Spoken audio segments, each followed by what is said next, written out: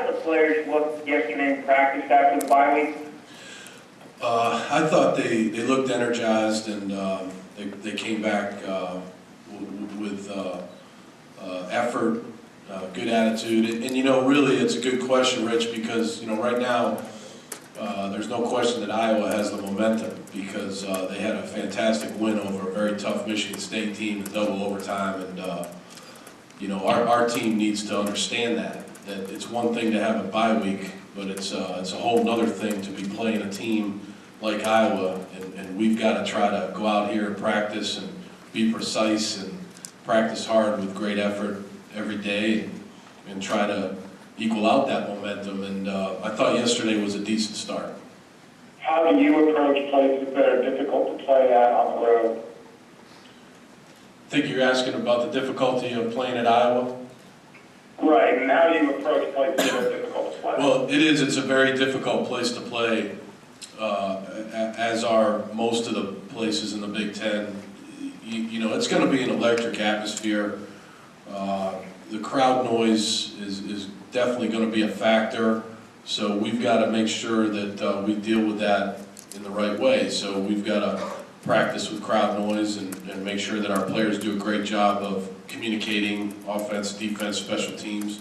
But again, it's not going to be anything like what it's like on Saturday night. So hopefully we can just give them a picture of it, and then when they get there Saturday night, they have a better understanding of how to deal with those things. But it's a very tough environment, and they're playing well right now. It's a very tough football team, so it's not going to be easy.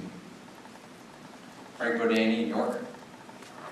Hi, Coach. How do you think the bye week may have helped Bill Belton physically? How did he look yesterday? And just having him at 100% for his versatility, how does that help you guys? Yeah, I think it helped a lot of the guys that were banged up. That's what bye weeks are for, and it's again it's pretty good when the bye week comes right in the middle of the season because you've had a long training camp and then 6 tough games, and that's good. It's better to have it then than it is after the first game or something like that. So I think the bye week helped a lot of those guys, Billy included, and yesterday Billy did some nice things in practice. So.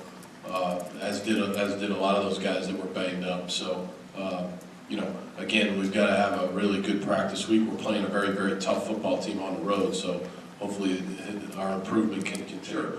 We practiced Monday, Tuesday, Wednesday. They were shorter type practices, but intense practices, and they were practices that involved what we had learned in our offices about, in our meeting rooms, coaching-wise, about our self-scout.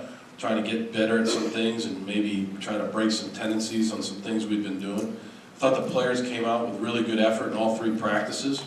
We gave them obviously a little extra time to concentrate on their academics. Hopefully they got caught up on classes that maybe they were a little bit behind on because of their football commitments, and then over the weekend a lot of these guys were able to go home. For the coaching staff, I mean, again, a lot of people ask me about how was your bye week and having days off? Well, you never have a day off during football season. It's either getting the team ready to play or recruiting or, whatever it may be. I was able to, I think I took my wife out to dinner on Saturday night and had a nice dinner, but that was about it. We were all working and trying to get ready for Iowa, do some self-scout, and do some recruiting. So it's a pretty busy time for the coaching staff. Donnie Collins in Scranton. Hi, Bill. Did you see any changes with special teams during the practices last week, and are you confident the kicking game can be better in the second half than it was in the first?